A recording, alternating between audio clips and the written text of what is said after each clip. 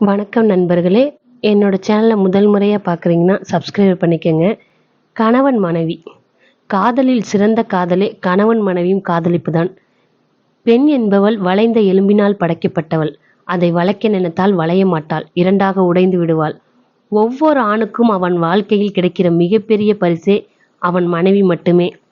அதனால்தான் ஆண்கள் கடன் வாங்கினால் தன்னுடைய பெயரிலும், சொத்து வாங்கினால் தன் மனைவியின் பெயரில்தான் வாங்குகின்றனர்.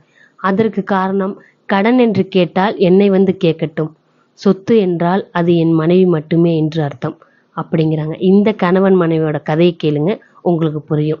ஒரு அழகான கிராமத்து பெண்ணிற்கு பெற்றோர்கள் நிச்சயிக்கப்பட்டு மிக சிறப்பாக திருமணம் நடக்கிறது. கணவனும் மனைவியும் ஒருவருக்கொருவர் உயிராய் நேசிக்கின்றனர். அவளுக்காக தன் உடை, நடை, பேச்சு இப்படி எல்லாவற்றையும் மாட்டிக்கொண்டான் கணவன். தினமும் காலையில் எழுந்தவுடன் அவள் முகத்தில்தான் முழிப்பான். இரவு 7 மணிக்கு வீடு வந்து விடுவான். ஞாயிற்றுக்கிழமை என்றாலே அவர்களுக்கு தீபாவளிதான். அப்படிதான் கொஞ்சி கொண்டு விளையாடுவார்கள். அவளுடன் சேர்ந்து டான்ஸ் ஆடுவது, வீட்டில் இருவரும் ரோமியோ ஜூலியட் நாடகம் நடிப்பது, இப்படி இருந்தார்கள். ஒரு குழந்தை பிறக்கும் வரை அன்பாகவும் சந்தோஷமாகவும் இருந்தனர். ஒரு பெண் குழந்தை பிறந்த பிறகு கணவனுக்கு வேலையில் பதவி உயர்வு கிடைத்தது. அன்று முதல் நாள் அவர்களுக்குள் இடைவெளி வந்தது. அடிக்கடி சண்டையிட்டு கொண்டனர். அவன் மனைவியுடன் சரியாக பேசியே 2 மாதங்கள் ஆயிற்று.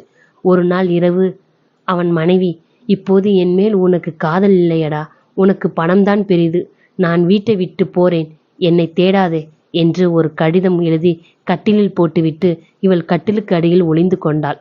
வீட்டிற்கு வந்த கதவு ஏன் திறந்திருக்கிறது என்று சத்தமிட்டு கொண்டே மனைவியை தேடுகிறான்.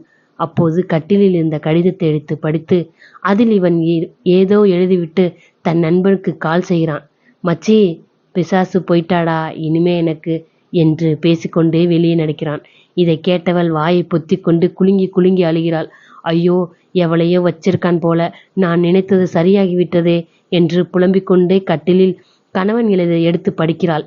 அடி லூசு பொண்டாட்டியே, கட்டிலு கீழே உன் கால் கொலுசு தெரிகிறதுடி, என் உயிர் நீதான் என்றேன், நீ சென்று விட்டால் நான் செத்து போய் விடுவேண்டி.